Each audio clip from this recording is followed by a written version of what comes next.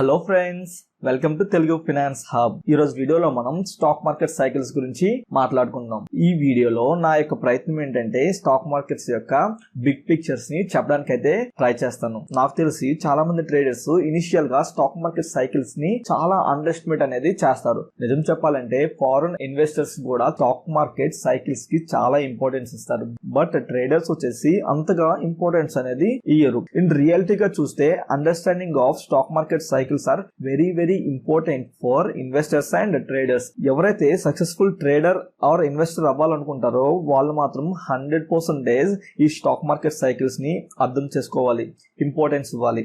ఈ stock market cycles అనేది in practical world లో మనకి ఏం చెప్తుందంటే మనం ఏ టైప్ ఆఫ్ మార్కెట్ లో ఉన్నాం అనేది క్లియర్ గా ఈ స్టాక్ మార్కెట్ సైకిల్స్ అనేది మనకి ఇండికేట్ చేస్తూ ఉంటుంది. ఎవరైతే బిగినర్స్ ఉన్నారో వాళ్ళకి ఈ వీడియో చాలా హెల్ప్ఫుల్ గా ఉంటుంది. ఎవరైతే సీరియస్ గా స్టాక్ మార్కెట్ నేర్చుకుందాం అనుకుంటున్నారో వాళ్ళకి ఈ వీడియో అనేది 100% నచ్చుతుంది. ఈ వీడియోలో నేను కవర్ చేయబోయే టాపిక్స్ ఏంటంటే ఫస్ట్ టాపిక్ వచ్చేసి వాట్ మార్కెట్ మూవ్స్, అంటే ఈ స్టాక్ మార్కెట్ ని మూవ్ చేసే ఫ్యాక్టర్స్ ఏంటి, ట్రిగ్గర్స్ ఏంటి అనేది ఈ ఫస్ట్ టాపిక్ లో క్లియర్ గా తెలుసుకుందాం. ఆ ఫ్యాక్టర్స్ ని, ఆ ట్రిగ్గర్స్ ని యూజ్ చేసి మనం ఎలా అడ్వాంటేజ్ తీసుకోవచ్చో కూడా ఈ టాపిక్ లో మనం ఇన్ డీటెయిల్ గా మాట్లాడుకుందాం. సెకండ్ టాపిక్ వచ్చేసి up trend and down trend. It is a very simple topic but people again confuse what is up trend, what is down trend అనేది చాలా కన్ఫ్యూజ్ అవుతూ ఉంటారు. సో థర్డ్ టాపిక్ వచ్చేసి bull market and bear market. ఈ bull and bear market లోనే మనం ఇంకో topic గురించి మాట్లాడుకుందాం. అది వచ్చేసి secular bull market and secular bear market. చాలా మంది వచ్చేసి bull market and bear market and up trend down trend same అనుకుంటారు, బట్ ఈ రెండు డిఫరెంట్ టాపిక్స్. ఇక్కడ మనం ఈ bull market and bear market గురించి క్లియర్ గా తెలుసుకుందాం. ఫోర్త్ టాపిక్ వచ్చేసి 4 phases ఆఫ్ స్టాక్ మార్కెట్. అంటే స్టాక్ మార్కెట్ లో 4 phases ఉంటాయి. ఆ 4 phases ఏంటి ఇన్ డీటెయిల్ గా ఆ ఫోర్త్ టాపిక్ లో మనం క్లియర్ గా మాట్లాడుకుందాం. All these topics guys make solid foundation for long term trading career. చాలా యూస్ఫుల్ గా ఉంటుంది. అలానే మీ యొక్క లాంగ్ టర్మ్ ట్రేడింగ్ కెరియర్ లో ఈ వీడియో అనేది చాలా హెల్ప్ఫుల్ గా కూడా ఉంటుంది. ఎవరైతే సీరియస్ గా స్టాక్ మార్కెట్ గురించి నేర్చుకుందాం అనుకుంటున్నారో సో ఈ వీడియోలో ఉన్న కంటెంట్ ని మీరు ఒక దగ్గర నోట్ చేసుకోవడానికి అయితే ప్రయత్నించండి. ఎందుకంటే మీరు ఏ బుక్ చదివినా కానీ ఈ టాపిక్ మీకు దొరకదు. సో ఇక్కడ ఫస్ట్ టాపిక్ గురించి మాట్లాడుకుందాం. What market moves, economy. మీరు నమ్ముతారో లేదో చాలా మంది traders and investor zero knowledge in economy. Economy ఎలా ఉందో కూడా చూడరు, బట్ వాళ్ళు ట్రేడ్ చేస్తారు. అలానే వాళ్ళకి జీడిపి అంటే ఏంటో కూడా తెలియదు. Zero understanding in ideal growth rate. ఆ గ్రోత్ రేట్ అంటే ఎలా ఉందో కూడా వాళ్ళు అర్థం చేసుకోరు. అలానే కంట్రీ యొక్క జీడిపి ఎలా ఉందో కూడా వాళ్ళు అర్థం చేసుకోరు. బట్ అలానే ఇక్కడ ఎకానమీ ఎలా పెర్ఫార్మ్ చేస్తుందో అర్థం చేసుకోకుండా వాళ్ళు యాక్టివ్ గా ట్రేడ్ అనేది చేస్తూ ఉంటారు. అలానే ఇంకో ఇంట్రెస్టింగ్ ఫ్యాక్ట్ ఏంటంటే వాళ్ళు ఇది ఏమీ అర్థం చేసుకోరు, బట్ స్టాక్ మార్కెట్ అనేది నెక్స్ట్ 6 months ఆర్ 1 year అనేది ఎలా ఉండబోతుంది అంటే బుల్లిష్ వ్యూ లో ఉండబోతుందా అండ్ బేరిష్ లో ఉండబోతుందా అనేది వాళ్ళు ప్రిడిక్ట్ చేస్తారు. This is completely non sense. ఎందుకంటే ఎకానమీ అనేది చాలా ఇంపార్టెంట్ రోల్ అనేది ఈ స్టాక్ మార్కెట్ మూవ్ చేసే ఫ్యాక్టర్స్ లోని చాలా ఇంపార్టెంట్ ఫ్యాక్టర్ గా రోల్ ప్లే చేస్తుంది. ఫర్ ఎగ్జాంపుల్ ఎకానమీ అనేది సరిగ్గా లేదు. ఎప్పుడైతే ఎకానమీ సరిగ్గా లేదో కంపెనీ కూడా సరిగ్గా గ్రో అవ్వట్లేదు in terms of revenue and in terms of profitability. Automatic గా స్టాక్ ప్రైజెస్ అనేది డౌన్ అవుతూనే ఉంటాయి. ఇన్ షార్ట్ రన్ లో ప్రైస్ అనేది పెరిగినా కానీ మళ్ళీ ఇన్ లాంగ్ రన్ లో చూసేసరికి స్టాక్ అనేది పడిపోతుంది. ఎందుకంటే మెయిన్ రీజన్ ఇన్వెస్టర్స్ వచ్చేసి హై ప్రైస్ లో కొనరు. ఎందుకంటే వాటి యొక్క ప్రాఫిటబిలిటీ అండ్ రెవెన్యూ అనేది పడిపోతుంది. అంటే year on year, quarter on quarter అనేది తగ్గిపోతూ వస్తుంది. ఎప్పుడైతే ఇన్వెస్టర్స్ అనే వాళ్ళు ఆ కంపెనీలో ఇన్వెస్ట్ చేయడానికి ఇష్టపడారో ఆటోమేటిక్ గా ప్రైస్ అనేది కింద పడిపోతుంది. సో ఇక్కడ మనం లాంగ్ రన్ లో చూస్తే everything economy and economy. So ఈ ఎకానమీయే మార్కెట్ ని మూవ్ చేస్తూ ఉంటుంది. సెకండ్ ఫ్యాక్టర్ వచ్చేసి ఫైనాన్షియల్ పర్ఫార్మెన్స్. ఎగ్జాంపుల్ ఒక ఫైనాన్షియల్ సెక్టర్ అనేది తీసుకుందాం. ఆ ఫైనాన్షియల్ సెక్టర్స్ లో చాలా బ్యాంక్స్ ఉంటాయి. Example ICICI bank, axis bank, HDFC banks. వీటి యొక్క పెర్ఫార్మెన్స్ అనేది చాలా బాగుంది. వాటి యొక్క రెవెన్యూ అండ్ ప్రాఫిటబిలిటీ అనేది quarter on quarter, year on year పెరుగుతూనే వస్తుంది. ఎప్పుడైతే ఈ రెండు పెరుగుతూ వస్తున్నాయో హోల్ సెక్టర్ కూడా బాగా పెర్ఫార్మ్ చేస్తుంది. అంటే కంప్లీట్ గా వాటి యొక్క పెర్ఫార్మెన్స్ బట్టి ఆ స్టాక్ అనేది ఇండిపెండెంట్ గా పెరుగుతూ వస్తాయి. సో అలానే మనం ఇంకో సెక్టర్ తీసుకున్నాం అనుకోండి, pharma sector. Example Aurobindo, doctor Reddy's. ఇవన్నీ వాటి యొక్క ఫైనాన్షియల్ పెర్ఫార్మెన్స్ అనేది అంతగా బాగలేవు. అంటే రెవెన్యూ అండ్ ప్రాఫిటబిలిటీ అనేది సరిగ్గా లేదు. ఆటోమేటిక్ గా ఇండివిజువల్ స్టాక్స్ అనేది కింద పడిపోతూనే ఉంటాయి. అంటే ఫైనాన్షియల్ పెర్ఫార్మెన్స్ బట్టి మార్కెట్ మూవ్ అనేది ఉంటుంది. థర్డ్ ఫ్యాక్టర్ వచ్చేసి న్యూస్ అండ్ ఈవెంట్స్. ఆ న్యూస్ అండ్ ఈవెంట్స్ లో elections and RBI policies wars and natural calamities, ఇంకా చాలా ఉంటాయి. ప్రాక్టికల్ గా అన్ని రాయడం అనేది ఇక్కడ కుదరదు కాబట్టి నేను కొన్ని ఎగ్జాంపుల్ గా తీసుకున్నాను. ఇక్కడ మనం ఎలక్షన్స్ గురించి మాట్లాడుకుంటే ఎలక్షన్స్ అనేది చాలా ఇంపాక్ట్ చేస్తూ ఉంటుంది స్టాక్ మార్కెట్ ని. ఏదైనా పార్టీ సింగిల్ లార్జెస్ట్ పార్టీగా గవర్నమెంట్ ని ఫామ్ చేస్తే ఆ ఇంపాక్ట్ అనేది పాజిటివ్ గా స్టాక్ మార్కెట్ మీద ఉంటుంది. ఎందుకంటే వాళ్ళు ఏమైనా డిసిషన్స్ తీసుకుంటే ఆ డిసిషన్స్ కి ఆపోజిట్ పార్టీ అగైనెస్ట్ గా ఉండే ఛాన్స్ ఉంటుంది. ఎందుకంటే వాళ్ళ దగ్గర అబ్సల్యూట్ మెజారిటీ ఉంది కాబట్టి వాళ్ళు ఏ డిసిషన్ తీసుకున్నా వాళ్ళు ఓన్ గా తీసుకునే కేపబిలిటీ వాళ్ళ దగ్గర ఉంటుంది. కాబట్టి ఎకానమీ గ్రో అయ్యే ఛాన్సెస్ ఎక్కువ ఉంటుందని ఇన్వెస్టర్స్ బిలీవ్ చేసి మార్కెట్ అనేది బుల్లిష్ గా ఉండే ఛాన్స్ అయితే ఉంటుంది. సో ఎలక్షన్స్ అనేది ఒక ఫ్యాక్టర్ గా మార్కెట్ మూవ్ చేయడానికి ఉంటుంది. అలానే ఆర్బీఐ పాలసీ గురించి మనం ఇంట్రాడే స్ట్రాటజీలో మాట్లాడుకుందాం. అంటే ఫర్దర్ వీడియోలో నేను ఎప్పుడైనా దాని గురించి క్లియర్ గా చెప్తాను. బట్ ఇక్కడ బ్రాడ్ గా మనం చెప్పాలంటే ఆర్బీఐ గురించి, ఆర్బీఐ పాలసీస్ ఎలా స్టాక్ మార్కెట్ ని ఎఫెక్ట్ చేస్తాయి, దాన్ని అడ్వాంటేజ్ గా తీసుకొని మనం ఎలా ట్రేడ్ చేయొచ్చు అనేది ఖచ్చితంగా నేను ఒక స్పెషల్ వీడియో అయితే చేస్తాను. సో దీని గురించి మనం క్లియర్ గా తెలుసుకోవడానికి అయితే ప్రయత్నిద్దాం. మానిటరీ పాలసీ అనేది ఎవ్రీ 2 months కి మనకి రిలీజ్ చేస్తూ ఉంటుంది. సో ఇక్కడ మానిటరీ పాలసీ అంటే ఏంటంటే ఒక టూల్ ఆర్బీఐకి, అంటే మనీ సప్లైని తగ్గించడానికి త్రూ ఇంట్రెస్ట్ రేట్స్ ద్వారా తగ్గించడానికి ఇది ఒక టూల్ కింద ఆర్బీఐకి యూస్ఫుల్ గా ఉంటుంది. ఆర్బీఐ అనేది ఇండియన్ సెంట్రల్ బ్యాంక్. వరల్డ్ లో ప్రతి కంట్రీకి సెంట్రల్ బ్యాంక్ అనేది ఉంటుంది. ప్రతి సెంట్రల్ బ్యాంక్ ఏం చేస్తుందంటే వాటి యొక్క కంట్రీస్ యొక్క ఇంట్రెస్ట్ రేట్స్ ని డిసైడ్ చేస్తూ ఉంటుంది. మెయిన్ గా ఆర్బీఐ అనేది ఇంట్రెస్ట్ రేట్స్ ని డిసైడ్ చేస్తున్నప్పుడు ఏం థింక్ చేస్తుందంటే గ్రోత్ ని, ఇన్ఫ్లేషన్ ని బ్యాలెన్స్ చేయడానికి ట్రై చేస్తూ ఉంటుంది. ఒక ఎగ్జాంపుల్ తీసుకొని మాట్లాడితే ఇంట్రెస్ట్ రేట్స్ అనేవి హైగా ఉన్నాయి అనుకుందాం ఎగ్జాంపుల్ మన ఇండియాలో. సో ఆటోమేటిక్ గా ఇంట్రెస్ట్ రేట్స్ అనేది హైగా ఉన్నాయంటే దాని మీనింగ్ ఏంటి, బారోయింగ్ రేట్ అనేది హైగా ఉందని. సో ఎప్పుడైతే బారోయింగ్ రేట్ హైగా ఉంటుందో కార్పొరేట్ కంపెనీస్ ఏవైతే ఉన్నాయో వాళ్ళు బిజినెస్ ని ఎక్స్పెండ్ చేయడానికి అంతగా ఇంట్రెస్ట్ చూపించారు. ఎందుకంటే హై రేట్ లో ఇంట్రెస్ట్ ఉన్నాయి కాబట్టి ఇది వాళ్ళకి చాలా బర్డెన్ గా ఉంటుంది. ఎప్పుడైతే కార్పొరేట్స్ ఈజీగా లోన్ పొందలేరో బిజినెస్ అనేది గ్రో అవ్వదు. ఆటోమేటిక్ ఎప్పుడైతే బిజినెస్ అనేది గ్రో అవ్వదో ఎకానమీ అనేది స్లో డౌన్ అనేది అయిపోతుంది. సో అదర్ హ్యాండ్ లో చూస్తే ఆర్బీఐ అనేది ఇంట్రెస్ట్ రేట్స్ అనేది తగ్గించింది అనుకుందాం. ఎప్పుడైతే ఇంట్రెస్ట్ రేట్స్ తగ్గించారో ఆటోమేటిక్ ఏం జరుగుతుంది, ప్రతి ఒక్కరికి లోన్ అనేది ఈజీగా దొరికేస్తుంది. లోన్ అనేది కార్పొరేటర్స్ కి, కన్జ్యూమర్స్ కి దొరుకుతుందో విచ్చలవిడిగా ఖర్చు పెట్టడం అనేది పెరుగుతుంది. ఎప్పుడైతే ఇష్టానుసారంగా ఖర్చు పెడతారో మనీ ఫ్లో అనేది ఎక్కువైపోతుందో ఇన్ఫ్లేషన్ అనేది పెరిగిపోతుంది. సో ఇక్కడ ఆర్బీఐ మెయిన్ థీమ్ ఏంటంటే ఈ ఇన్ఫ్లేషన్ పెరగకూడదు, అలానే ఎకానమీ గ్రో కూడా ఆగకూడదు. సో బ్యాలెన్స్ చేస్తూ ఉంచడమే ఈ ఆర్బీఐ యొక్క మెయిన్ రెస్పాన్సిబుల్ గా ఇక్కడ గ్రోత్ ని అండ్ ఇన్ఫ్లేషన్ ని కంట్రోల్ చేస్తూ ఉంటుంది ఆర్బీఐ పాలసీ అనేది. ఇక్కడ ఆర్బీఐ అనేది ఏం చేస్తుందంటే అన్ని ఫ్యాక్టర్స్ ని కన్సిడర్ చేస్తూ ఇంట్రెస్ట్ రేట్స్ ని బ్యాలెన్స్ చేయడానికి అయితే ట్రై చేస్తుంది. ఇఫ్ ఎగ్జాంపుల్ బ్యాలెన్స్ చేయలేదు అనుకోండి, ఎకానమీ అనేది గందరగోళం అయిపోతుంది. అప్పుడు ఆటోమేటిక్ గా స్టాక్ మార్కెట్ మీద చాలా ఇంపాక్ట్ అనేది కనిపిస్తుంది. మెయిన్ గా మనం ఇక్కడ గమనించాల్సిన రేట్స్ ఏంటంటే ఆర్బీఐ రివ్యూ చేస్తున్నప్పుడు రెపో రేట్ ఒకటి, reverse repo rate and CRR. So మనం ఫస్ట్ ఒక రెపో రేట్ గురించి మాట్లాడుకుందాం. రెపో రేట్ అంటే ఏంటంటే ఎప్పుడైనా బ్యాంక్స్ కి మనీ కావాలనుకున్నప్పుడు ఆర్బీఐ దగ్గర నుంచి బారో చేస్తుంటారు. ఆర్బీఐ దగ్గర నుంచి బారో చేస్తున్నప్పుడు ఆర్బీఐ ఫ్రీగా ఇవ్వదు, ఒక రేట్ అనేది డిసైడ్ చేస్తుంది. అంటే ఒక ఇంట్రెస్ట్ రేట్ అనేది ఇస్తుంది. ఆ రేట్ నే, ఆ ఇంట్రెస్ట్ రేట్ ఏదైతే ఉందో దాన్ని మనం రెపో రేట్ అంటాం. ఫర్ ఎగ్జాంపుల్ రెపో రేట్ అనేది హైగా ఉంది. సో రెపో రేట్ ఎప్పుడైతే హైగా ఉందో దాని మీనింగ్ ఏంటి, ఆర్బీఐ అనేది బ్యాంక్స్ కి ఎక్కువ ఇంట్రెస్ట్ రేట్స్ తో ఇస్తుంది. ఎప్పుడైతే ఆర్బీఐ అనేది బ్యాంక్స్ కి ఎక్కువగా ఇంట్రెస్ట్ రేట్స్ తో ఇస్తుందో బ్యాంక్స్ అనేది ఐదర్ కార్పొరేట్స్ కానీ కన్జ్యూమర్స్ కానీ ఇంకా ఎక్కువ ఇంట్రెస్ట్ రేట్స్ తో ఇస్తుంది. ఎప్పుడైతే ఎక్కువ ఇంట్రెస్ట్ రేట్స్ ఇస్తుందో అప్పుడు ఏమవుతుంది, బారోయింగ్ అనేది కష్టమైపోతుంది కార్పొరేట్స్ కి ఇండైరెక్ట్ గా. సో ఇది ఎక్కడికి లీడ్ చేస్తుందంటే slow growth rate in economy మీద ఇంపాక్ట్ అనేది చూపిస్తుంది. సో మనం ఇది గమనించాల్సి ఉంటుంది. అలానే రివర్స్ రెపో రేట్ అంటే ఏంటంటే బ్యాంకే ఆర్బీఐకి అప్పిస్తుంది. సో బ్యాంక్స్ ఎందుకు ఆర్బీఐకి అప్పిస్తాయంటే ఆర్బీఐ అనేది డిఫాల్ట్ అవ్వదు, కార్పొరేట్స్ కానీ జనరల్ పబ్లిక్ కానీ డిఫాల్ట్ అయ్యే ఛాన్స్ ఉంటుంది. సో ఇలా ఆర్బీఐ ఎందుకు చేస్తుందంటే లాట్ ఆఫ్ మనీ సప్లై అవుతున్నప్పుడు ఆర్బీఐ అనేది రివర్స్ రెపో రేట్ ని యూజ్ చేసుకుంటూ బ్యాంక్స్ దగ్గర నుంచి మనీ అయితే కలెక్ట్ చేస్తుంది. ఇలా చేయడం వల్ల ఏం జరుగుతుందంటే మనీ సప్లై ఏది ఉందో దాన్ని తగ్గించే ప్రయత్నంలో రివర్స్ రెపో రేట్ ని పెంచుతారు. సో ఎప్పుడైతే రివర్స్ రెపో రేట్ పెంచారో నాట్ గ్రేట్ ఫర్ ఎకానమీ. ఎప్పుడైతే మనీ సప్లై తక్కువ ఉంటుందో ఎకానమీ అనేది గ్రో అవ్వదు. సో నెక్స్ట్ మనం చూడాల్సిన రేట్ ఏంటంటే CRR, cash reserve ratio. So ఇది ఏంటంటే ప్రతి బ్యాంక్ కూడా మినిమం సిఆర్ఆర్ అనేది ఆర్బీఐ దగ్గర మెయింటైన్ చేయాలి. ఇది మెయింటైన్ చేయడం అనేది మ్యాండేటరీ, ఖచ్చితంగా మెయింటైన్ చేయాలి. ఎప్పుడైతే సిఆర్ఆర్ రేట్ అనేది పెంచారు అనుకోండి, సిఆర్ఆర్ రేట్ పెంచారంటే దాని మీనింగ్ ఏంటి? సో ఎగ్జాంపుల్ 9% ఉంది, 9% నుంచి 10% అనేది పెంచారు అనుకుందాం. దాని మీనింగ్ ఏంటి? ఆల్రెడీ బ్యాంక్స్ దగ్గర టోటల్ అమౌంట్ ఎంత ఉంటుందో అందులో 9% అనేది ఆర్బీఐ దగ్గర ఉంచమని అర్థం. 9% నుంచి 10% కి ఇంక్రీజ్ చేశారంటే దాని మీనింగ్ ఏంటి?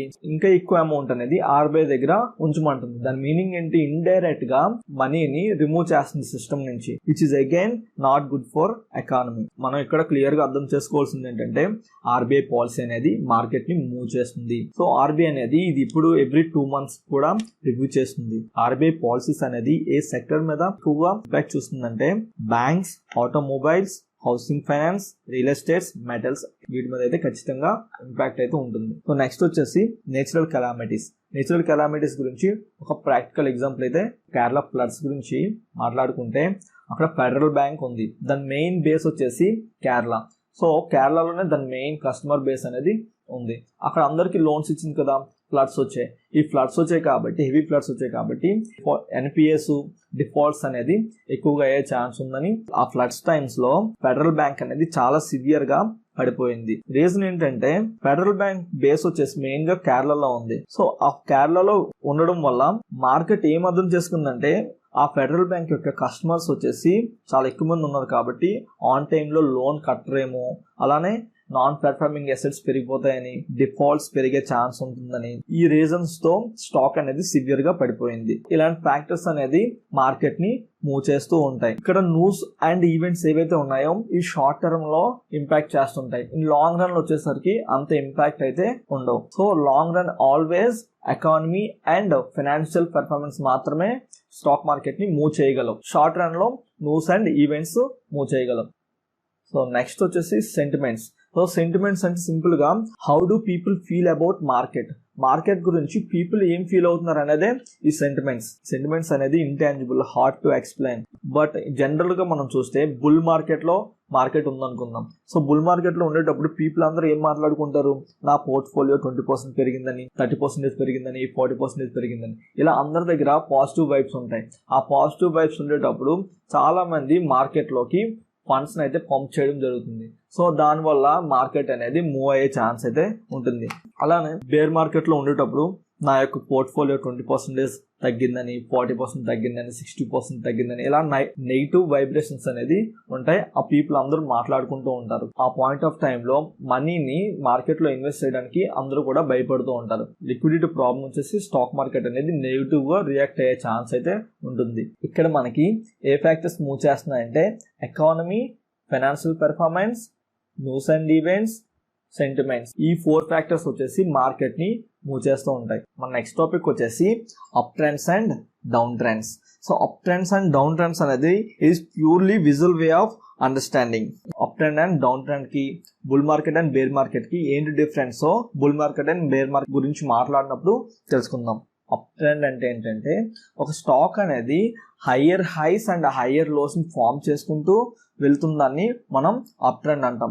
మనం న్యూస్ ఛానల్ చూస్తున్నప్పుడు టెక్నికల్ అనలిస్టులు మాట్లాడుతూ ఉంటారు. సో వాళ్ళు ఏం బేస్ చేసుకొని అప్ ట్రెండ్ లో ఉందని చెప్తారంటే, సో ఇక్కడ higher highs and higher lows ని చూసి స్టాక్ అనేది అప్ ట్రెండ్ లో ఉందని డిసైడ్ చేస్తారు. ఎలా ఫామ్ చేస్తుంది అంటే అప్ ట్రెండ్ అనేది హై 1 అండ్ లో 1, హై 2 అండ్ లో 2. సో మనం ఇక్కడ చూస్తే, మనం ఇక్కడ గమనిస్తే ఫస్ట్ ఇది హై 1 అనేది అప్ ట్రెండ్ లో మనం ఏం చూడాలంటే, చూడండి ఈ హై ఉంది కదా, ఈ హై అండ్ సెకండ్ హై ఉంది కదా, సెకండ్ హై. చూడండి సెకండ్ హై అనేది ఫస్ట్ హై కంటే ఎక్కువగా ఉంది.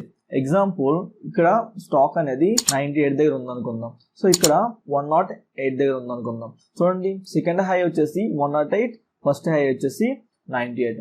అంటే హయ్యర్ హైస్, ఈ హై కంటే ఈ హై అనేది ఎక్కువగా ఉంది. ఇలా ఫామ్ చేసుకుంటూ వెళ్ళాలి. నెక్స్ట్ వచ్చేసి హయ్యర్ లోస్. లోస్ కూడా ఫస్ట్ లో కంటే సెకండ్ లో అనేది ఎక్కువగా ఉంది. ఎగ్జాంపుల్ ఇది 96 దగ్గర ఉందనుకుందాం, ఇది వచ్చేసి 106 దగ్గర ఉందనుకుందాం. ఇలా లో అనేది ఇక్కడ నుంచి దీనికంటే కింద పడిపోలేదు, ఈ లో కంటే కింద పడలేదు. ఈ లో కంటే ఈ లో అనేది హైలోనే ఫామ్ చేసింది.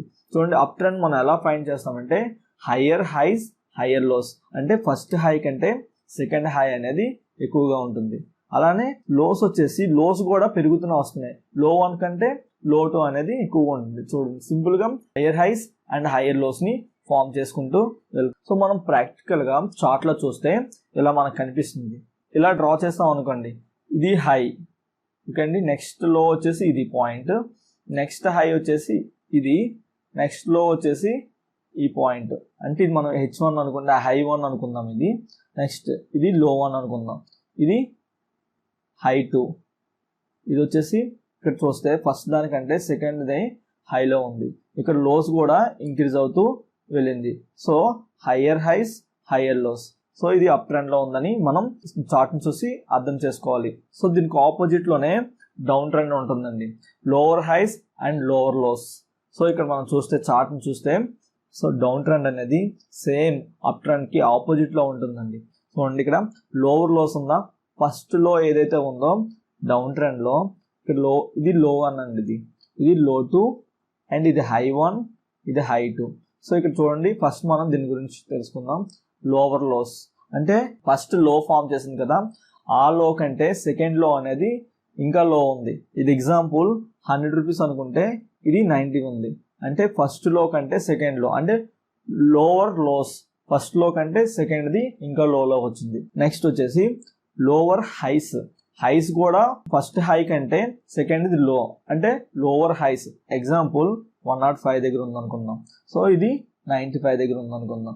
అంటే ఫస్ట్ హై ఎంత అండి, 105, నెక్స్ట్ హై 95. హైస్ కూడా నెక్స్ట్ హైతో పోలిస్తే తగ్గుతూ వస్తుంది. సింపుల్ గా మనం డౌన్ ట్రెండ్ అని చెప్పాలంటే lower lows and lower highs. అంటే ఫస్ట్ లో కంటే సెకండ్ లో అనేది లో ఉంటుంది, హైస్ కూడా ఇక్కడ హైస్ కూడా లో అవుతూ వస్తున్నాయి. సో ఈ ఫార్మాట్ లో మనకి ఎక్కడైనా చార్ట్స్ లో కనిపిస్తే దాన్ని మనం డౌన్ ట్రెండ్ అంటాం. నెక్స్ట్ టాపిక్ వచ్చేసి బుల్ మార్కెట్. ఈ బుల్ మార్కెట్ లో ఫస్ట్ క్యారెక్టరిస్టిక్ వచ్చేసి ట్రెండ్ ఈజ్ అప్ అంటే ఏం చెప్పుకున్నాం, higher highs and higher lows. But major difference ఏంటి, అక్కడ కూడా మనం చెప్పుకున్నాం కదా అప్ ట్రెండ్ అని చెప్పేసి. ఈ బుల్ మార్కెట్ కి అప్ ట్రెండ్ కి ఏంటి డిఫరెంట్ అంటే, అప్ ట్రెండ్ అనేది అక్కడ మనం ఏం చూస్తామంటే 5 minute chart and 15 minute chart or 1 hour chart చూసి మనం ట్రెండ్ అనేది అప్ ట్రెండ్ లో ఉందని చెప్తాం. బట్ ఇక్కడ బుల్ మార్కెట్ కి వచ్చేసరికి మనం ట్రెండ్ అనేది weekly charts and monthly charts లో మనకి ట్రెండ్ కనిపించాలి. ఏ ట్రెండ్, అప్ ట్రెండ్ అనేది కనిపించాలి. అక్కడ వచ్చేసి 5 minutes 15 minutes and 1 hour charts లో మనకి ట్రెండ్ కనిపిస్తే దాన్ని అప్ ట్రెండ్ అంటాం.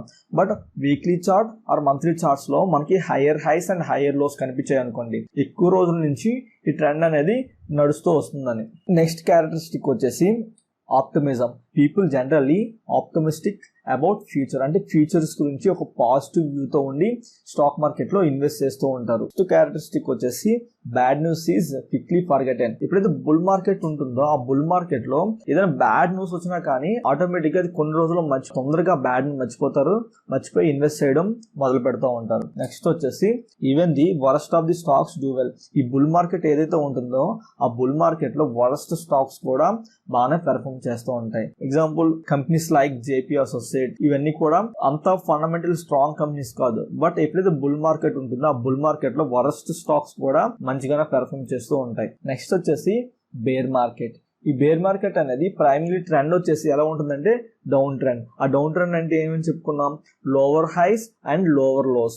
సో ఇది ప్యాటర్న్ మనకు కనిపిస్తుందో అది బేర్ మార్కెట్ లో ఉన్నట్టు. 5 minute chart, 15 minute chart, 20 minute chart లో కూడా మనకి ఈ ట్రెండ్ కనిపించింది అనుకోండి, దాన్ని మనం డౌన్ ట్రెండ్ అంటాం తప్ప బేర్ మార్కెట్ అన్నాం. ఎప్పుడు బేర్ మార్కెట్ అంటాం, weekly chart or monthly chart or charts ఇలా చూస్తున్నప్పుడు అప్పుడు మనకి డౌన్ ట్రెండ్ లో కనిపిస్తే దాన్ని మనం బేర్ మార్కెట్ అంటాం. సెకండ్ క్యారెక్టరిస్టిక్ ఏంటంటే ఇన్వెస్టర్స్ సఫర్స్ బట్ ట్రేడర్స్ అన్అఫెక్టెడ్. ఎందుకంటే ఇన్వెస్టర్స్ ఎప్పుడు కూడా స్టాక్ యొక్క ప్రైస్ పెరిగితేనే వాళ్ళకి గెయిన్ ఉంటుంది. బట్ ట్రేడర్స్ కి ఏదైనా అప్ సైడ్ వెళ్ళినా నో ప్రాబ్లం, డౌన్ సైడ్ వెళ్ళినా నో ప్రాబ్లం. ఎందుకంటే ఇంట్రాడేలో షార్ట్ చేస్తారు, వెంటనే స్క్వేర్ ఆఫ్ అయితే అయిపోతుంది. Traders makes money from both sides. Sentiment is negative. Sentiment is negative అనేది ఏంటంటే, ఎగ్జాంపుల్ బేర్ మార్కెట్ నడుస్తుంది. ఈ బేర్ మార్కెట్ నడుస్తున్నప్పుడు మన బ్యాడ్ ఎర్నింగ్స్ వచ్చాయనుకోండి, 10% అండ్ 20% స్టాక్ అనేది ఫాల్ అయిపోతూ ఉంటుంది. అంటే చాలా డేంజరస్ గా ఉంటుంది. బేర్ మార్కెట్ అప్పుడు పొరపాటున మనకి నెగిటివ్ రిజల్ట్స్ వస్తే ఇంకా బ్యాడ్ ఎఫెక్ట్ అనేది గట్టిగా ఉంటుంది. నెక్స్ట్ వచ్చేసి ఓన్లీ బెస్ట్ స్టాక్స్ పెర్ఫార్మ్స్. అంటే బేర్ మార్కెట్ లో ఏ స్టాక్స్ పెర్ఫార్మ్ చేస్తాయంటే ఓన్లీ బెస్ట్ ఫండమెంటల్ స్టాక్స్ ఏవైతే ఉన్నాయో అవి సస్టైన్ అవ్వగలుగుతాయి. మిగతా ఏ కంపెనీస్ కూడా సరిగ్గా పెర్ఫామ్ చేయవు, సరిగ్గా సస్టైన్ అవ్వవు కూడా. బేర్ మార్కెట్ లో ఓన్లీ ఫండమెంటల్లీ స్ట్రాంగ్ గా ఉన్న కంపెనీస్ మాత్రమే సస్టైన్ అవ్వగలవు, ఇంకా బికమ్ ఏ స్ట్రాంగ్ కూడా అవ్వగలవు. నెక్స్ట్ టాపిక్ వచ్చేసి secular bull and secular bear market. So ఇవి వెరీ లాంగ్ రన్ లో చూస్తాం, అంటే ఇయర్స్ టు ఇయర్స్ చూస్తాం మనం. అంటే మంత్ లో కూడా చూడడం, వీక్లీ చార్ట్స్ లో చూడడం, మంత్ చార్ట్స్ లో చూడడం, ఇయర్ ఆన్ ఇయర్ చూస్తుంటాం మనం. ఫస్ట్ క్యారెక్టరిస్టిక్ వచ్చేసి వెరీ లాంగ్ టర్మ్ లో మనం చూస్తాం ట్రెండ్ అనేది. ఆ ట్రెండ్ అనేది వెరీ లాంగ్ టర్మ్ అంటే ఎగ్జాంపుల్ 2000 నుంచి 2018 వరకు ఆ ట్రెండ్ మనం గమనిస్తాం, అంటే ఇయర్ ఆన్ ఇయర్ చూస్తుంటాం. వెరీ లాంగ్ టర్మ్ లో దీన్ని మనం గమనిస్తాం. So investor make a lot of money. Long run లో మనం చూస్తే కరెక్షన్స్ వస్తూ ఉంటాయి, బట్ మళ్ళీ వెంటనే మళ్ళీ రికవర్ అయిపోయి మనకి మళ్ళీ పాజిటివ్ గానే మార్కెట్ అనేది మూవ్ అవుతూ ఉంటుంది. లాంగ్ రన్ లో మనం ఉండేటప్పుడు ఖచ్చితంగా ఇన్వెస్టర్స్ అనే వాళ్ళు చాలా మనీ అనేది ఎర్న్ చేస్తూ ఉంటారు. ఎందుకంటే కరెక్షన్ అనేది షార్ట్ రన్ లో కొద్దిగా ఇలా కింద పడుతుంది, అక్కడి నుంచి మళ్ళీ రికవరీ అవుతుంది. లాంగ్ రన్ లో చూసినప్పుడు ఇన్వెస్టర్ అనేవాడు చాలా ఎక్కువ మనీ అనేది ఎర్న్ చేస్తాడు. నెక్స్ట్ వచ్చేసి మినీ కాంట్రాక్ట్ ట్రెండ్స్ అనేది పాసిబుల్. దాని మీనింగ్ ఏంటంటే 1 year లో చూసుకుంటే ఎక్కడో ఒక దగ్గర చిన్న కరెక్షన్ అనేది ఉంటుంది. ఓవరాల్ ట్రెండ్ అనేది ఒక లాంగ్ టర్మ్ లో చూస్తే ట్రెండ్ అనేది అప్ ట్రెండ్ లో ఉంటుంది, బట్ మధ్యలో చిన్నది కిందకి కరెక్షన్ అంటూ వస్తుంది, మళ్ళీ వెంటనే మళ్ళీ కొన్ని రోజుల్లో బ్యాక్ వెళ్ళి మళ్ళీ పైకి వెళ్ళిపోతుంది. దీన్నే మనం మినీ కాంట్రా ట్రెండ్ అంటాం. నెక్స్ట్ వచ్చేసి very important for investors, secular bull market or bear market అనేది అస్సలకి ట్రేడర్స్ ని ఇంపాక్ట్ చేయదు. ఎందుకంటే ఇది లాంగ్ రన్ లో మనం చూస్తాం, ఏదో ఒక రోజులో 2 రోజుల్లో చూసేది కాదు, ఇయర్స్ లో మనం చూస్తాం. కాబట్టి ఇది ట్రేడర్స్ ని అంత ఎఫెక్ట్ అయితే చేయదు. మనం ఇక్కడ కొన్ని ప్రాక్టికల్ ఎగ్జాంపుల్స్ తీసుకొని మాట్లాడదాం. ఇక్కడ మనం చూస్తే గోల్డ్ చూడండి ఒకసారి. ఈ గోల్డ్ అనేది ఇక్కడ హైలో ఉంది, ఈ హై నుంచి మనం క్లియర్ గా చూస్తే అలా ఫాల్ అయిపోయింది, చాలా డ్రాస్టికల్ గా ఫాల్ అయింది. ఎక్కడి నుంచి 840 నుంచి 279 దగ్గరికి అయితే పడిపోయింది. చూడండి, ఇది మన లాంగ్ రన్ లో మనం చూస్తున్నాం. 1980 నుంచి చూడండి, ఇక్కడ నుంచి అరౌండ్ 19 years మనం ట్రెండ్ చూస్తున్నాం, అంటే వెరీ లాంగ్ రన్ లో మనం చూస్తున్నాం. సో దీన్ని మనం ఏమంటామంటే సెక్యులర్ బేర్ మార్కెట్ అంటాం, అంటే మనం లాంగ్ వ్యూ లో మనం చూస్తున్నాం. కాబట్టి గోల్డ్ ఇక్కడ 2002 నుంచి చూడండి, 2002 నుంచి అసలు ఆ మార్కెట్ అనేది ట్రెండ్ ఓన్లీ అప్ లోనే ఉంది చూడండి ఎక్కడ కూడా. సో దీన్ని మనం వెరీ లాంగ్ రన్ లో చూస్తున్నాం, 2002 నుంచి 2012 వరకు మనం చూస్తున్నాం. సో దీన్ని మనం ఏమంటామంటే సెక్యులర్ బుల్ మార్కెట్, అంటే వెరీ లాంగ్ టర్మ్ లో మాత్రమే మనం చూసినప్పుడు మనం సెక్యులర్ బుల్ మార్కెట్ అంటాం. మన సెన్సెక్స్ ఒకసారి గమనిస్తే ఎలా ఉందో చూద్దాం. చూడండి, 2004 నుంచి మార్కెట్ అనేది అప్ ట్రెండ్ లో ఉంది. లాంగ్ రన్ లో చూస్తే మనకి అప్ ట్రెండ్ లోనే కనిపిస్తుంది. మనం ఇక్కడ చూస్తే షార్ప్ గా కింద పడి మళ్ళీ రివర్స్ అయింది, మళ్ళీ షార్ప్ గా పడింది, మళ్ళీ రివర్స్ అయింది. మనం ఇక్కడ కాంట్రా అని చెప్పాం కదా, చూడండి ఇది లాంగ్ రన్ లో వచ్చేసరికి అప్ ట్రెండ్ లోనే ఉంది, అంటే సెక్యులర్ బుల్ మార్కెట్ లో ఉంది. బట్ ఇన్ షార్ట్ రన్ లో ఆపోజిట్ డైరెక్షన్ లో వచ్చింది. కాంట్రా ట్రెండ్ అనేది పాసిబుల్ అని చెప్పాం కదా. సో వీటినే ఈ లాంగ్ రన్ లో చూడండి. ఇక్కడ మనం సెక్యులర్ బుల్ మార్కెట్ ని గమనిస్తే ఒక్కసారి ఇక్కడ మనకి చూడండి మినీ బేర్ మార్కెట్స్ అనేవి మనకి కనిపిస్తున్నాయి. చూడండి ఇక్కడ ఒకటి, అండ్ ఇక్కడ కూడా మీ చిన్న బేర్ మార్కెట్ అనేది కనిపించింది, అలానే ఇక్కడ కూడా చిన్న బేర్ మార్కెట్ అనేది కనిపించింది. సో మనం ఇక్కడ ఏం అర్థం చేసుకోవాలంటే సెక్యులర్ బుల్ మార్కెట్ లో అయినా సెక్యులర్ బేర్ మార్కెట్ లో అయినా మనకి mini bull and bear markets అనేవి కనిపిస్తూ ఉంటాయి. చిన్న bull market and bear market అనేది ఉంటుంది. నెక్స్ట్ టాపిక్ లోకి వెళ్తే 4 phases ఆఫ్ స్టాక్ మార్కెట్. ఈ స్టాక్ మార్కెట్ లో 1 year or 2 years లో మనకి 4 phases అనేవి కనిపిస్తాయి. అవి ఎలా ఉంటాయంటే ఒక స్టాక్ మార్కెట్ సైకిల్స్ లాగా ఉంటాయి. ఈ 4 phases అనేది 4 parts గా ఈ స్టాక్ మార్కెట్ సైకిల్స్ లో ఉంటాయి. అవి ఏంటో ఇప్పుడు మనం చూద్దాం. ఫస్ట్ ఫేజ్ వచ్చేసి అక్యుములేషన్, సెకండ్ ఫేజ్ వచ్చేసి markup, third one distribution, fourth one decline. ఇక్కడ మనం గమనించాల్సిన థింగ్ ఏంటంటే అక్యుములేషన్ అండ్ మార్కప్ ని మనం బుల్లిష్ మార్కెట్ గా కన్సిడర్ చేస్తాం. అలానే డిస్ట్రిబ్యూషన్ అండ్ డిక్లైన్ ఫేజెస్ ని మనం బేరిష్ మార్కెట్ గా కన్సిడర్ చేస్తాం. కాకపోతే ప్రైమర్లీ బుల్ మార్కెట్ అనేది ఎక్కడ స్టార్ట్ అవుతుందంటే ఈ మార్కప్ ఫేజ్ ఏదైతే ఉందో అక్కడైతే మనకి స్టార్ట్ అవుతుంది. అలానే ప్రైమర్లీ బేర్ మార్కెట్ అనేది ఎక్కడ స్టార్ట్ అవుతుందంటే చూడండి ఇక్కడ స్టార్ట్ అవుతుంది, అంటే డిక్లైన్ ఫేజ్ ఏదైతే ఉందో అక్కడైతే మనకి ప్రైమర్లీ బేర్ మార్కెట్ అనేది స్టార్ట్ అవుతుంది. ఇక్కడ మనకి 4 parts కింద కనిపిస్తున్నాయి కదా. ఫస్ట్ 2 parts ఏవైతే ఉన్నాయో ఇక్కడ బుల్ మార్కెట్ గా కన్సిడర్ చేస్తున్నాం కాబట్టి ఫస్ట్ 2 parts ని అనలైజ్ చేసి then next distribution and decline stage ని అనలైజ్ చేద్దాం. Let's start with accumulation phase. ఈ అక్యుములేషన్ ఫేజ్ అనేది మనకి క్లియర్గా ప్రీవియస్ పిక్చర్ మనం చూస్తే డిక్లైన్ ఏదైతే ఉందో ఆ డిక్లైన్ ఫేజ్ నుంచి అక్యుములేషన్ ఫేజ్కి వస్తుంది. ఈ అక్యుములేషన్ ముందు స్టాక్ మార్కెట్ అనేది కొలాప్స్ అయి ఉంటుంది. ఆ కొలాప్స్ అవ్వడం వల్ల చాలా మంది రిటైల్ ఇన్వెస్టర్స్ ఎవరైతే ఉన్నారో వాళ్ళ మనీని హ్యూజ్గా కోల్పోతారో, అలానే చాలా మంది ఇన్వెస్టర్స్ వచ్చేసి ఫుల్ డిసప్పాయింట్ అవుతారు. సో ఎప్పుడైతే ఫుల్ డిసప్పాయింట్ అవుతారో స్టాక్ మార్కెట్ నుంచి ఎగ్జిట్ అయిపోతారు. బట్ ఎప్పుడైతే డిక్లైన్ ఫేజ్ అనేది కంప్లీట్ అవుతుందో వెరీ నెక్స్ట్ మూమెంట్ ఈ అక్యుములేషన్ ఫేజ్ అనేది వస్తుంది. కాకపోతే ఈ అక్యుములేషన్ ఫేజ్ అనేది ఎప్పుడు వస్తుంది అనేది రీటైల్ ఇన్వెస్టర్స్ ఐడెంటిఫై చేయలేరు, ఎవరికి కూడా తెలియదు. కాకపోతే ఎవరైతే సావీ ఇన్వెస్టర్ అండ్ ఇన్సైడర్స్ ఉంటారో ఈ అక్యుములేషన్ స్టేజ్ లో వాళ్ళు చాలా హ్యూజ్ మనీ అనేది ఇన్వెస్ట్ చేస్తారు. ఈ అక్యుములేషన్ ఫేజ్ లో స్టాక్ మార్కెట్ అనేది వెరీ అట్రాక్టివ్ వాల్యుయేషన్స్ లో బెస్ట్ కంపెనీస్ దొరుకుతాయి. ఆ బెస్ట్ కంపెనీస్ లో సావీ ఇన్వెస్టర్స్ అనే వాళ్ళు ఇన్వెస్ట్ చేస్తూ ఉంటారు.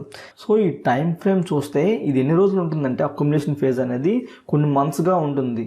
సో మనం ఎగ్జాక్ట్ టైం ఫ్రేమ్ చెప్పలేము, కానీ 2 to 3 months ఆర్ 6 months ఇలా ఈ అక్యుములేషన్ ఫేజ్ అనేది ఉంటుంది. అక్యుములేషన్ ఫేజ్ అనేది ఎప్పుడైతే కంప్లీట్ అవుతుందో ఆ కంప్లీట్ అయిన తర్వాత అక్యుములేషన్ ఫేజ్ నుంచి మార్కప్ ఫేజ్ లోకి వెళ్తుంది. మార్కప్ ఫేజ్ లోకి వెళ్ళాక చూడండి, ఈ పాయింట్ ఆఫ్ దగ్గర బ్రేక్అవుట్ అయింది. ఎప్పుడైతే బ్రేక్అవుట్ అవుతుందో యాక్షన్ అనేది స్టార్ట్ అవుతుంది. ఎప్పుడైతే యాక్షన్ స్టార్ట్ అవుతుందో మార్కెట్ అనేది వెరీ బుల్లిష్గా ఉంటుంది, చాలా ఫాస్ట్గా పెరుగుతుంది. ఈ మార్కప్ స్టేజ్ అయితే ఏదైతే ఉందో అది best time for retail investors to get it. మనం ఇక్కడ ఏం చూడాలంటే ఇంపార్టెంట్ థింగ్ ఏంటంటే ఇండియన్ మార్కెట్లో మనం ఏ ఫేజ్లో ఉన్నామనేది అర్థం చేసుకోవడం చాలా ఇంపార్టెంట్. ఎప్పుడైతే మనకు మార్కెట్ అనేది కింద పడిపోయి ఉంటుందో that is the best time for building a position, start making money. ఎప్పుడైతే ఫస్ట్ 2 phases అనేది కంప్లీట్ అవుతాయో థర్డ్ ఫేజ్ లోకి మనం ఎంటర్ అవుతాం. ఈ థర్డ్ ఫేజ్ ఏదైతే ఉందో డిస్ట్రిబ్యూషన్ ఫేజ్, ఈ ఫేజ్ అనేది this is the phase big players selling their holdings. Because వాళ్ళకి తెలుసు మార్కెట్ అనేది ఓవర్ వాల్యుయేషన్లో ఉందని. బికాజ్ వాళ్ళకి తెలుసు మార్కెట్ అనేది ఓవర్ వాల్యుయేషన్లో ఉందని. అలానే they know economy is not doing well in next months or next years. So ఆ స్టేజ్లో వాళ్ళు ఏం చేస్తారంటే బిగ్ ప్లేయర్స్ ఇమ్మీడియట్గా వాళ్ళ దగ్గర ఉన్న హోల్డింగ్స్ని స్లోలీ అన్లోడ్ దేర్ షేర్స్ అనేది చేస్తారంటే స్లోగా అమ్మేస్తారు ఈ స్టేజ్లో. ఇదే స్టేజ్లో సెకండ్ కేటగిరీ ఉంటారు, మిడ్ డిస్ట్రిబ్యూషన్ అనేది ఉంటుంది. ఈ మిడ్ డిస్ట్రిబ్యూషన్ అనేది ఎక్కడంటే ఇది ఈ స్టేజ్లో ఏం చేస్తారంటే mutual fund companies and fund companies ఉంటాయి కదా, వాళ్ళు ఐడెంటిఫై చేస్తారు మార్కెట్ అనేది స్లో డౌన్ అవుతుంది, కింద పడిపోతుంది. సో వాళ్ళు ఐడెంటిఫై చేసి ఇక్కడ వాళ్ళు ఎగ్జిట్ అవ్వడం అనేది జరుగుతుంది. కాకపోతే ఈ డిస్ట్రిబ్యూషన్ ఫేజ్ అయితే ఉందో సో ఇక్కడ మనకి జనరల్గా అర్థం కాదు అక్యుములేషన్ ఫేజ్ ఎలా ఉంటుందో సేమ్ అలానే డిస్ట్రిబ్యూషన్ ఫేజ్ కూడా ఎప్పుడు వస్తుంది అనేది ఎవరికి తెలియదు. కాకపోతే కొన్ని ట్రిక్స్ ఉన్నాయి దీన్ని మనం ఫైండ్ అవుట్ చేయడానికి. అది అడ్వాన్స్ టాపిక్స్ చెప్పినప్పుడు అయితే కవర్ చేస్తాను, ఎలా మనం ఫైండ్ అవుట్ చేయాలనేది ఆ స్టేజ్ని. ఎప్పుడైతే ఈ డిస్ట్రిబ్యూషన్ ఫేజ్ అనేది కంప్లీట్ అవుతుందో అప్పుడు రీటైలర్స్ అర్థం చేసుకుంటారు మార్కెట్ అనేది కింద పడిపోతుంది అని చెప్పేసి అప్పుడు అర్థం చేసుకుంటారు. అర్థం చేసుకున్నాక వాళ్ళు ఈ స్టేజ్లో ఎగ్జిట్ అవ్వడం అనేది జరుగుతుంది. ఇక్కడ క్లియర్గా మనకి ఏం జరుగుతుందంటే సో ఈ డిక్లైన్ స్టేజ్ వస్తుంది. ఈ డిక్లైన్ స్టేజ్లో మోస్ట్ ఇన్నోసెంట్ పీపుల్ ఎవరైతే ఉంటారో ఇన్వెస్టర్స్ వాళ్ళు అక్కడ ఎగ్జిట్ అయ్యి వాళ్ళు హ్యూజ్ లాసెస్ అనేది తీసుకుంటారు. సో ఎప్పుడైతే వాళ్ళు హ్యూజ్ లాస్ తీసుకుంటారో భయపడి మరి నెక్స్ట్ మూమెంట్ మళ్ళీ ఏం జరుగుతుంది అక్యుములేషన్ స్టేజ్ అనేది మళ్ళీ వస్తుంది. అక్యుములేషన్ స్టేజ్లో మళ్ళీ సావీ ఇన్సైడర్స్ ఎవరైతే ఉంటారో వాళ్ళు అక్కడ మళ్ళీ అట్రాక్టివ్ ప్రైజెస్ లో బెస్ట్ కంపెనీస్ ని కొనడానికి అయితే ట్రై చేస్తారు. స్టాక్ మార్కెట్ సైకిల్స్ అనేది రిపీటెడ్ గా స్టాక్ మార్కెట్ లో జరుగుతూ ఉంటాయి. ఈ కంప్లీట్ కాన్సెప్ట్ లో మనం అర్థం చేసుకోవాల్సింది ఏంటంటే మనం ఎక్కడ ఉన్నాం అనేది క్లియర్ గా మనకి వ్యూ అనేది ఉండాలి. ఐ మీన్ మనం ఏ ఫేజ్ లో ఉన్నాం అనేది అర్థం చేసుకోవాలి. సో ఒకవేళ డౌన్ లో అక్యుములేషన్ ఫేజ్ లో ఉంటే మనం అక్కడ ఎంటర్ అవడానికి అయితే ట్రై చేయాలి. సో ఐ హోప్ అర్థమైంది అనుకుంటున్నాను. ఏవైతే నేను 4 టాపిక్స్ చెప్పానో ఆ 4 టాపిక్స్ కూడా కవర్ అయినాయి. సో కాకపోతే వన్ మోర్ ఇంట్రెస్టింగ్ టాపిక్ అనేది ఈ వీడియోకి యాడ్ చేద్దాం అనుకుంటున్నాను. ఆ టాపిక్ ఏంటంటే బబుల్. ఈ బబుల్ అనేది మీరు ఖచ్చితంగా చూసైనా ఉంటారు ఆర్ ఇన్ ఫ్యూచర్లో ఖచ్చితంగా మీరు ఈ బబుల్ని అయితే చూస్తారు. సో అలానే ఈ బబుల్ గురించి నేను మాట్లాడేటప్పుడు కొన్ని ప్రాక్టికల్ ఎగ్జాంపుల్స్ అయితే మీకు చార్ట్స్ అయితే చూపిస్తాను, ఎలా బబుల్ ఏర్పడుతుంది అలానే ఎలా బర్స్ట్ అవుతుంది అనేది. సో ఇక్కడ మనం చూస్తే బబుల్ బేసిక్ క్యారెక్టరిస్టిక్ అనేది there is a public hysteria regarding particular stock or particular economy or particular instrument. మనం చూస్తూనే ఉంటాం మన చుట్టుపక్కల ఉన్న పీపుల్ ఎవరైతే ఉంటారో మన ఫ్రెండ్స్ ఆర్ ఫ్యామిలీ మెంబర్స్ వాళ్ళు మాట్లాడుకుంటూ ఉంటారు. ఏం మాట్లాడుకుంటారంటే నా మనీని నేను ఇక్కడ ఇన్వెస్ట్ చేశాను, ఇక్కడ ఇన్వెస్ట్ చేశాను, నాకు ఇంత అమౌంట్ వచ్చింది. ఇలా మాట్లాడుకుంటున్నప్పుడు మనం కూడా ఆ మాటలకి అట్రాక్ట్ అవుతాం. అట్రాక్ట్ అయ్యి అయ్యో నేను మిస్ అయిపోతున్నాను, ఆ స్టాక్లో ఇన్వెస్ట్ చేయలేదు, సో నేను మిస్ అయిపోతున్నాను, మనీ పొందట్లేదని ఏదైనా ఫియర్ ఆఫ్ మిస్సింగ్ అవుట్, ఫెమో అనేది ప్రతి ఒక్కరిలో ఉంటుంది. సో ఆ ప్రతి ఒక్కరిలో ఉండేటప్పుడు ఏం జరుగుతుందంటే అస్సలకి వాళ్ళు ఫండమెంటల్స్ అనేది చూడరు. No relation with fundamentals. అసలు ఫండమెంటల్స్ అనేది చూడకుండా ప్రైస్ ఎక్కడున్నా కానీ అందులోకి ఎంటర్ అయిపోతారు. ఎంటర్ అయిపోయి నేను మిస్ అవ్వకూడదు అనే ఒక ఉత్సాహం ఉంటుంది కదా, నేను మిస్ అవ్వకూడదు ఆ స్క్రిప్ట్ నుంచి అని చెప్పేసి వాళ్ళు ఏం చేస్తారంటే ఇమీడియట్గా బై చేయడం అయితే జరుగుతుంది. అసలు మినిమం అనేది valuation of the asset completely అసలు కంప్లీట్గా ఇగ్నోర్ చేసేస్తారు. ఇగ్నోర్ చేసేసి స్టాక్ అనేది హయ్యర్ ప్రైస్లో కొనుక్కుంటూ వెళ్ళిపోతుంటారు. అప్పుడు ఏమవుతుందంటే స్టాక్ మార్కెట్ అనేది వితౌట్ అసలు ఎకానమీ ఎలా ఉంది, స్టాక్ పెర్ఫార్మెన్స్ ఎలా ఉంది, వాటి యొక్క ఫండమెంటల్స్ ఎలా ఉన్నాయి, వాటి యొక్క ఫైనాన్షియల్ స్టేట్మెంట్స్ ఎలా ఉన్నాయి అనేది ఇవేమీ చెక్ చేయరు. Just fear of missing out అనే ఒక కాన్సెప్ట్లో వీళ్ళు కొనుక్కుంటూ వెళ్ళిపోతారు. హయ్యర్ ప్రైజ్లో కొనుక్కుంటూ వెళ్ళిపోతారు. వాల్యుయేషన్ అనేది అన్రియలిస్టిక్గా ఉంటుంది, అంటే రియలిస్టిక్గా ఉండవు. సో ఎగ్జాంపుల్ దాని యొక్క వాల్యుయేషన్ అనేది 200 రూపీస్ అనుకోండి ఒక స్టాక్ది, బట్ వీళ్ళు 400, 500, 600 రూపీస్ దగ్గరికి తీసుకెళ్ళిపోతారు. సో క్లియర్గా మనకి అక్కడ వాల్యుయేషన్స్ అనేవి అన్రియలిస్టిక్గా కనిపిస్తాయి. ఎప్పుడైతే అన్రియలిస్టిక్గా కనిపిస్తాయో మనకి ఏముంటుందంటే ఆ మార్కెట్లో హైపర్బోలిక్ మూవ్ అనేది మనకి కనిపిస్తుంది. సో ఆ హైపర్బోలిక్ మూవ్ గురించి ఒక ప్రాక్టికల్ ఎగ్జాంపుల్ నెక్స్ట్ స్లైడ్లో అయితే నేను చూపిస్తాను. ఎప్పుడైతే హైపర్బోలిక్ మూవ్ అనేది కనిపిస్తుందో ఇమ్మీడియట్గా ఆ బబుల్ అనేది బర్స్ట్ అయి షార్ప్ కరెక్షన్ అనేది వస్తుంది. సో ఒక ప్రాక్టికల్ ఎగ్జాంపుల్స్ అయితే ఇప్పుడు మనం మాట్లాడుకుందాం. ఫస్ట్ అది వచ్చేసి బిట్ కాయిన్. ఈ బిట్ కాయిన్ అనేది ఇక్కడ చూడండి, బిట్ కాయిన్ అనేది 2017లో మీరు చూస్తే ఇక్కడ అరౌండ్ 1500 దగ్గర అయితే ఉంది. చూడండి ఇక్కడ నుంచి మనం చూస్తే షార్ప్గా హైపర్బోలిక్ మూవ్ అనేది వచ్చింది. ఇక్కడ చూస్తే దీని యొక్క వాల్యుయేషన్స్ ఎవరు చూడలేదు, అలానే దీని యొక్క ఫండమెంటల్స్ ఎవరు చూడలేదు. క్లియర్గా మనకు కనిపిస్తుంది వాల్యుయేషన్స్ అనేది అన్రియలిస్టిక్గా ఉన్నాయని. ఎప్పుడైతే వాల్యుయేషన్స్ అనేది అన్రియలిస్టిక్గా ఉంటే బబుల్ అనేది ఏర్పడిందని అర్థం. ఎప్పుడైతే బబుల్ హైపర్బోలిక్ మూవ్ అనేది ఏర్పడిందో ఇమ్మీడియట్గా ఈ షార్ప్ కరెక్షన్ అనేది మనకి కనిపిస్తుంది. ఇక్కడ మనకు చూడండి అరౌండ్ 18,000 నుంచి 3,676 రూపీస్కి అయితే షార్ప్గా పడిపోయింది. బికాజ్ ఓన్లీ అన్రియలిస్టిక్ వాల్యుయేషన్స్ వల్ల. మళ్ళీ రికవరీ అవ్వచ్చు, కానీ ఇలా హైపర్బోలిక్ మూవ్ అనేది ఎప్పుడు ఉంటుందో షార్ప్ కరెక్షన్ అయితే. ఇంకొక ఎగ్జాంపుల్ మనం మాట్లాడుకుంటే యుఎస్ మార్కెట్స్ అనేది మీకు గుర్తుండే ఉంటుంది. 2000 రియల్ ఎస్టేట్ బబుల్ అనేది ఏర్పడింది. ఇక్కడ మార్కెట్ అనేది షార్ప్గా పెరిగింది. కాకపోతే ఈ మార్కెట్ అనేది ఎలా పెరిగింది, ఎకానమీతో పాటు పెరిగిందా, అన్రియలిస్టిక్గా పెరిగిందా అంటే అసలు ఎకానమీ అనేది గ్రో అవ్వలేదు. ఎకానమీ గ్రో అవ్వకుండా స్టాక్ మార్కెట్ అనేది పెరిగినప్పుడు హైపర్బోలిక్ మూవ్ అనేది వస్తుంది. ఎప్పుడైతే హైపర్బోలిక్ మూవ్ వస్తుందో షార్ప్ కరెక్షన్ అనేది మనం ఇక్కడ చూడొచ్చు. అరౌండ్ 13,500 నుంచి 7,500 దగ్గరికి అయితే పడిపోయింది. 50% ఆఫ్ స్టాక్ మార్కెట్ అనేది కొలాప్స్ అయింది.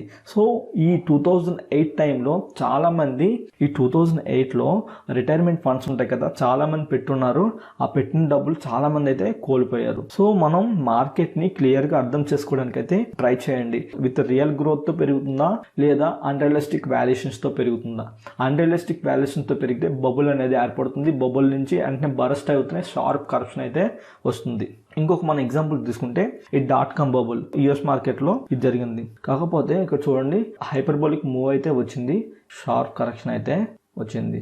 అరౌండ్ 1500 నుంచి 750 వరకు అయితే పడింది. సో మనం వీటితో కేర్ఫుల్గా ఉండాలి, ఎలా పెరుగుతుంది అనేది అబ్జర్వ్ చేయాలి. ఫ్రెండ్స్, ఈ వీడియోలో ఉన్న కంటెంట్ మీకు నచ్చినట్టయితే లైక్ చేయండి, అలానే మీ ఫ్రెండ్స్తో షేర్ చేయండి. Thank you friends.